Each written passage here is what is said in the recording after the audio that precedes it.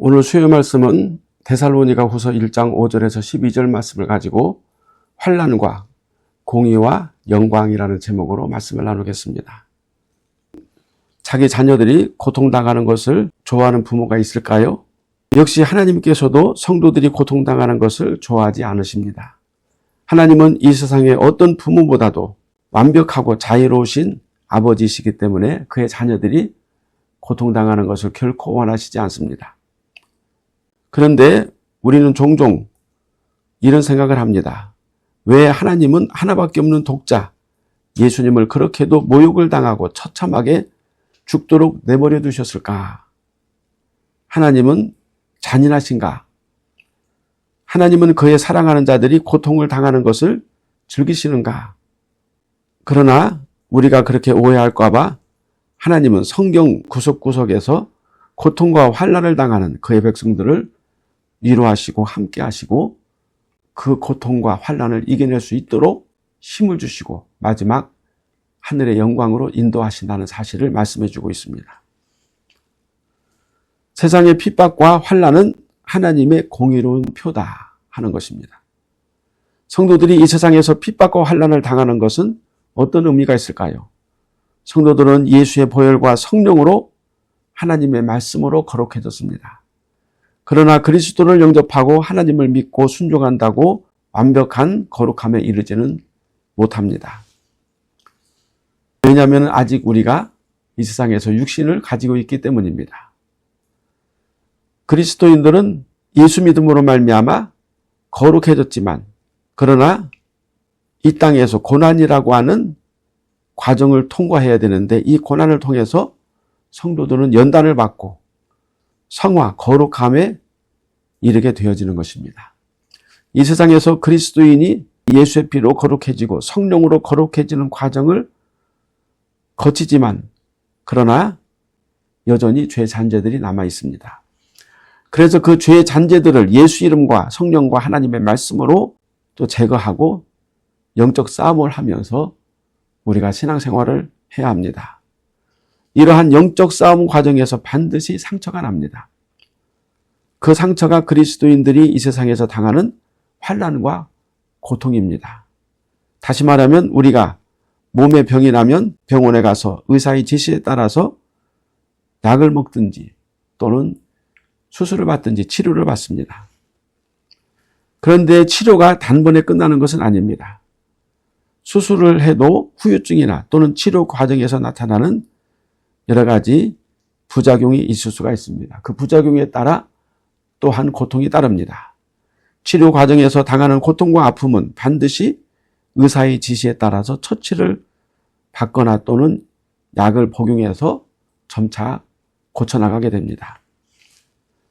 그래서 몸이 완전히 정상으로 회복되어지는 때가 옵니다. 그러나 우리가 병에서 완전히 회복되어졌다 하더라도 마지막 죽을 때까지 어느 정도의 고통이나 아픔은 계속해서 감수해야 됩니다. 우리 그리스도인들이 예수님을 믿고 하나님의 자녀가 된 후에 죄와의 싸움에서 거룩함을 완성하기 위해서 환난이나 핍박, 고난 이와 같이 아픔을 감당하면서 영적 싸움을 치러야 된다 하는 것입니다. 그러므로 우리 그리스도인들이 세상에서 불신자들이나 불신의 환경을 통해서 반드시 받아야 할 아픔이 있는데 바로 그것이 핍박이고 고난입니다. 우리 그리스도인들은 반드시 세상과 부딪힐 수밖에 없고 그때 생기는 충격을 그리스도인들은 고스란히 온몸으로 받아내야 합니다. 만약에 우리 성도들이 세상에서 오는 불신앙과의 싸움에서 해를 당하지 않으려고 세상적인 방법으로 타협을 한다면 우리는 이제 이미 그리스도인이 아닌 게 되는 것입니다. 왜냐하면 예수님은 악을 선으로 갚고 원수를 갚지 말라고 말씀하셨고 원수를 사랑하고 축복하라고 하셨기 때문입니다.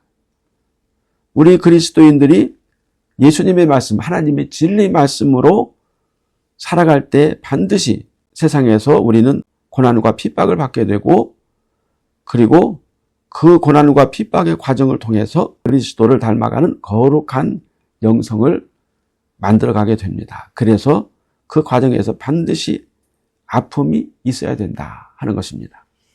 데살로니가 후서 1장 5절에 이는 하나님의 공의로운 심판의 표요 너희로 하여금 하나님의 나라에 합당한 자로 여김을 받게 하려 함이니 그 나라를 위하여 너희가 또한 고난을 받느니라. 그러면 하나님은 세상에서 어떻게 공의를 행하실까요?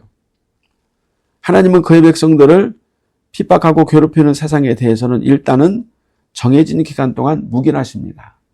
그때그때 고난을 당할 때마다 하나님이 오셔서 간섭하시는 것이 아니고 일정 기간 우리가 고난을 받도록 묵인을 하신다 그 말입니다. 마치 사단이 욥에게 시비를 걸었을 때 여호와 하나님은 시험을 허락하셨고 묵인하셨고 오랫동안 욥이 사탄의 엄청난 핍박과 고난을 감수해야만 했던 것입니다. 하나님은 악행을 좋아하시지 않지만 세상의 악인들을 통해서 그의 자녀들을 연단하고 거룩하게 만드는 일들을 하시는 것입니다. 다시 말하면 하나님은 악인을 사용하여서 하나님의 백성을 연단하신다 하는 것입니다. 그래서 우리 그리스도인들이 불신자들이나 불신의 권력에 의해서 고난을 받을 때 왜 하나님은 가만히 보고만 계시고 당장 오셔서 불의한 자들을 처벌하시지 않습니까? 하늘에서 불이라도 내려서 저들을 다 불살라버려야 되는데 왜 하나님은 가만히 계십니까? 하면서 답답해하고 또 원망하기까지 합니다. 그러나 하나님은 성도들의 연단의 기간이 끝날 때까지 기다리시고 그 기간이 끝나면 즉시 하나님의 진리를 대적하고 성도들을 박해했던 세상의 권력과 악인들을 향하여 대대적인 심판을 행하십니다. 이것이 바로 하나님의 공의입니다. 악인들과 성도들을 핍박한 세상 권력자들에게 합당한 심판을 행하시는 분이 바로 하나님이시다 하는 것입니다. 하나님은 그를 대적하는 악한 권력자들이나 제국들에 대해서 세대를 거쳐 심판을 하셨습니다. 우리가 성경의 역사에서만 보아도 이스라엘을 핍박했던 패권국들, 애굽, 아수르, 바벨론, 페르시아, 로마, 이 패권국들은 한 시대를 주름잡았지만 결국 하나님의 심판으로 멸망의 길로 가게 되었습니다. 세계 역사에서 보면은 로마 제국이 가장 강력한 패권을 가졌던 때가 있었습니다. 로마 제국 이후에 세계 패권은 비잔티움 제국으로 넘어가는 비잔티움 제국은 기독교가 부흥하면서 이 비잔티움 제국을 세우게 되었고 세계 패권을 주었습니다. 그런데 비잔티움 제국을 무너뜨린 것은 이슬람 제국인데 사우디아라비아의 마호멧이 이슬람 종교를 창설하면서 기독교 제국인 비잔틴 제국을 무너뜨리고 세계 패권을 주게 되었습니다. 그 후에는 개별적인 나라들이 패권을 주었는데 포르투갈, 스페인, 네덜란드, 영국, 지금은 미국과 중국이 세계 패권을 쥐고 있습니다. 하나님은 지상세계의 판도를 바꾸시는데 세상 권세에 대한 하나님의 공의로운 심판으로 이루어지는 것입니다. 역사가들은 누가 세계 패권을 쥐느냐 하고 분석하고 연구하고 강대국의 조건이 무엇이냐 하면서 말을 하지만 실상 세상 역사의 흥망성쇠는 하나님의 손에 달려있는 것입니다. 이 세상의 권세는 누구를 막론하고 한없이 지속되지도 않고 마치 밭을 뒤집어 엎듯이 하나님은 갈아엎으시는 것입니다. 그러나 하나님의 공의로운 심판의 정점은 예수 그리스도께서 재림하실 때 완벽하게 이루어집니다. 데살로니가 후서 1장 7절에 주 예수께서 자기의 능력의 천사들과 함께 하늘로부터 불꽃 가운데 나타나실 때에 라고 말씀하고 있어요. 여기서 불꽃 가운데라는 말은 그의 강력한 천사들과 함께 라는 뜻입니다. 예수 그리스도께서 재림하실 때 동행하는 강한 천사들은 애굽에서 마지막 장자 재앙을 하나님이 심판하실 때 그 심판을 수행했던 심판하는 천사들이고 또한 그의 백성들을 하나님의 나라로 데리고 갈 천사들, 그의 백성들을 지키는 천사들입니다. 그때는 양과 염소, 알곡과 가라지를 갈라내는 때입니다. 최종적 형벌을 받을 자들은 누구일까요? 하나님께서 이 세상 사람들을 심판하시고 형벌을 내리시는 기준이 있을까요? 그렇습니다. 수메르 문화부터 로마를 주름잡았던 그리스 문화에 이르기까지 문화 속에는 많은 신들이 있어요. 우리가 보통 귀신이라고 말하죠. 그것도 신들입니다. 사람이 만든 신화에 나오는 신들도 인간들을 심판하기는 합니다. 그런데 어떻게 심판하느냐? 그 가짜 신들의 마음에 드는 인간에게는 상을 주고 그 가짜 신들의 마음에 들지 않는 인간에게는 벌을 내립니다. 그러나 신화에서 나오는 신들의 전쟁, 귀신들의 이야기는 그저 허망한 꾸며낸 이야기일 뿐입니다. 하나님은 인간들과 나라, 권세들을 심판하시는데 그 기준은 여호와의 언약이신 예수 그리스도이십니다. 하나님을 모르는 자들과 우리 주 예수의 복음에 복종하지 않은 자들에게 형벌을 내리시리니 데살로니가 후서 1장 8절에서 말씀하고 있어요. 하나님은 이스라엘 백성들과 이방 나라들에게 여호와로 나타나셨습니다. 여호와는 그의 백성들과 언약을 맺으셨는데 그 여호와의 언약은 구원의 언약이며 그 주인공은 곧 예수 그리스도이십니다. 예수 그리스도로 말미암아 구원받는 진리가 곧 여호와의 언약이다. 창세기부터 요한계시록까지 나오는 여호와의 언약입니다. 그러므로 하나님께서 마지막 이 세상을 심판하시고 완전히 종말을 마치실 때 그 기준은 무엇입니까? 그가 예수 그리스도를 믿는가 믿지 않는가의 기준에 따라서 심판을 하실 것입니다. 그러면 세상 신을 숭배하는 이교도들은 말할 것입니다. 그것을 어떻게 믿냐? 그러나 세상 사람들이 믿거나 말거나 하나님은 여호와의 언약이신 예수 그리스도를 시금석으로 반드시 세상을 심판하실 것입니다. 마지막 심판 때 양이 될 것인지 염소가 될 것인지 알곡이 될 것인지 쭉정이가 될 것인지 천국에 가서 영원한 생명을 누릴 것인지 지옥에 가서 영원한 형벌을 받을 것인지 그 시금석은 오직 예수 그리스도이십니다. 이런 자들은 주의 얼굴과 그의 힘의 영광을 떠나 영원한 멸망의 형벌을 받으리로다. 데살로니가 후서 1장 9절에서 말씀하고 있습니다. 그 형벌은 타오르는 불 가운데 받는 영원한 지옥불이다 하는 것입니다. 데살로니가 후서 1장 9절에 이런 자들은 주의 얼굴과 그의 힘의 영광을 떠나 영원한 멸망의 형벌을 받으리로다 라고 말씀했습니다. 여기서 주의 얼굴과 영광은 무엇일까요? 주의 얼굴은 주의 임재라는 뜻이고 주의 영광을 직접 볼 수 있는 곳은 어디입니까? 천국입니다. 하나님은 천지 만물을 창조하시고 그의 능력의 말씀으로 만물을 붙드시며라고 히브리서 1장 3절에서 말씀하고 있어요. 그 능력의 말씀이 누구십니까? 우리의 주 예수 그리스도이십니다. 하나님께서 세상을 만드실 때 말씀하신 그리스도와 함께 계셨고 하나님은 높은 곳에 계시지만 말씀되신 그리스도는 세상에서 우리 인간들과 함께 임재하셨습니다. 그리스도께서 모든 만물이 법칙대로 운행하도록 붙으셨다. 이렇게 히브리서 1장 3절에서 말씀하고 있습니다. 때가 참에 동정녀의 몸에서 인간으로 오시기 전에도 그리스도는 항상 인간 세상에 함께 계셨습니다. 단지 하나님의 때가 되지 않아 세상에 친히 드러내지 않으셨던 것입니다. 그런데 그리스도께서 부활하시고 하늘로 올라가셨다가 다시 내려오실 때는 세상을 심판하시는데 세상을 심판한다는 의미는 그리스도께서 세상에서 완전히 떠나시고 하나님도 그리스도도 없는 혼돈의 상태에 빠지게 된다. 이 세상이 하나님의 심판을 받는다는 것은 완전히 무질서, 아수라장이 되고 온 천지가 뒤죽박죽이 돼서 사람이 살 수 없는 끔찍한 곳이 되는 것이 바로 하나님의 심판입니다. 만일 이 세상에 하나님과 그리스도가 계시지 않게 된다면 세상은 그야말로 완전히 마귀의 소굴이 되고 대혼란이 오게 되는데 이것이 바로 지옥입니다. 그러나 주의 백성들은 얼마나 그리스도가 다시 오시기를 고대할까요? 예수 믿음을 지키고 거룩한 백성의 삶을 살기 위해서 많은 핍박과 학대를 당하고 죽기까지 순종한 많은 성도들은 그리스도의 오심을 사모하고 또한 사모합니다. 예수 그리스도께서 영광을 받으시는 것은 믿음을 지키다가 죽은 성도들이 그리스도의 재림과 함께 다 죽음에서 무덤에서 일어나 부활하여 그리스도를 향해서 한 목소리로 나의 구세주, 나의 왕, 나의 하나님이라고 외칠 때입니다.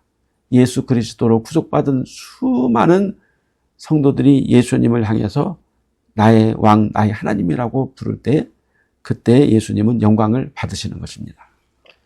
하나님께서 우리에게 영광을 받으시는 것은 우리가 진정으로 하나님을 찬양하고 감사하며 하나님의 거룩한 이름을 높일 때입니다. 예수님을 어린 양 구속주요 그리스도요 우리의 왕이라고 모든 부활한 성도들이 외칠 때 우리 주님은 그때 모든 영광을 받으시는 것입니다. 죽임을 당하신 어린 양은 능력과 부와 지혜와 힘과 존귀와 영광과 찬송을 받으시기에 합당하도다. 요한계시록 5장 12절에서 말씀하고 있어요. 하늘에서 수많은 천사들이 어린 양이신 그리스도를 찬양하고 하나님 앞에 영광의 찬양을 끊임없이 드립니다. 영광과 존귀와 권능을 받으시기에 합당하오니 주께서 만물을 지으신지라. 만물이 주의 뜻대로 있었고 또 지으심을 받았나이다. 요한계시록 4장 11절에서 말씀하고 있습니다. 그런데 우리 주님이 천사들에게보다 더 찬양과 영광을 받기 원하는 자들은 이 땅에서 예수 믿음 지키기 위해서 목숨을 버리기까지 순종한 그리스도인들, 즉 성도들의 영광입니다. 예수님은 모든 성도들에게 영광을 받으시기 원하시지만 그러나 예수 믿음을 지키며 목숨을 버린 많은 성도들도 더불어 같이 영광받기를 주님은 간절히 원하신다는 것입니다. 모진 핍박과 고난과 역경 속에서 예수 이름 붙잡고 마귀의 계략에 굴하지 않고 오직 하나님의 말씀으로 믿음을 지킨 연약한 성도들에게 마지막 승리의 찬송과 감사를 듣는 것이 우리 주님의 가장 큰 영광이 된다는 사실, 그리고 또 그 성도들이 함께 주와 함께 영광을 누리는 것이 우리 주님의 가장 큰 기쁨이 된다는 사실을 우리가 알아야 합니다. 천군 천사의 우렁찬 찬양보다 핍박과 환난과 시험을 통과한 성도들이 믿음의 승리를 외치고 예수 그리스도의 이름을 부르는 것을 가장 큰 영광으로, 우리 성도들의 승리를 가장 큰 기쁨으로 우리 주님은 여기신다는 것입니다. 가장 연약한 성도의 입에서 나오는 영광을 받으신 우리 주님은 그 영광을 환난 가운데에서 시련을 통과하고 나온 작은 성도들의 머리에 생명의 관으로 씌워주십니다. 이것이 영광을 받으시고 영광을 받게 하시는 하나님의 신비함입니다. 데살로니가 후서 1장 11절에서 12절까지 바울은 간절하게 기도합니다. 바울은 데살로니가 성도들이 세상의 핍박과 박해 가운데서도 하나님의 공의를 알고 오히려 그리스도를 위해 고난받는 것을 선하게 여기고 기뻐하며 믿음의 역사를 이루어 가기를 위해서 간절히 기도하는 것입니다. 믿음의 역사를 이루어 가기 위해서 성도들은 복음을 위해서 고난을 당하는 일을 부끄럽다거나 실패했다고 여기지 않고 오히려 나를 위해 죽으신 그리스도의 고난에 참여하는 영광으로 여겨야 한다고 바울은 말하고 있습니다. 우리의 믿음이 역사를 이루기 위해서는 어떤 고난이 와도 어떤 역경이 와도 예수 믿음을 꼭 붙잡고 그 고난을 하나님의 도움으로 잘 통과하여 하나님의 영광에 이를 때 바로 그것이 믿음의 역사다 하는 것입니다. 우리가 예수 믿다가 고난을 당한다든지 재산을 빼앗긴다든지 또는 심지어 감옥에 갇히고 죽임을 당한다고 해도 그것은 실패요 멸망이 아니라 그리스도의 영광임을 분명히 알아야 합니다. 성도의 고난이 그리스도의 영광에 이르는 과정임을 믿고 끝까지 하늘의 소망을 붙잡고 승리하는 것이 믿음의 역사를 이루는 것입니다. 우리가 생각하기에 믿습니다 할렐루야 기도 몇 번 해가지고 막 기적이 일어나고 능력이 나타나고 그것이 믿음의 역사가 아닙니다. 마지막 구원을 온전히 이루기까지 예수 믿음을 굳게 붙잡고 믿음으로 전진하는 것이 바로 믿음의 역사다. 그 믿음의 역사가 바로 우리 하나님과 우리 주 예수의 이름이 너희 가운데에서 영광을 받으시고 너희도 그 안에서 영광을 받게 하려 함이라. 바로 이 말씀이 믿음의 역사입니다. 우리가 예수님을 믿고 그리스도 은혜 가운데 모든 고난과 역경을 다 이겨내고 주 예수 이름으로 하나님 앞에 영광을 돌리면 하나님은 그 영광을 모든 시험과 환난과 핍박을 이겨내고 예수 믿음을 굳게 붙잡은 우리 성도들에게 되돌려 주시고 영광으로 충만하게 하신다는 사실, 이것이 바로 믿음의 역사인 줄로 믿습니다.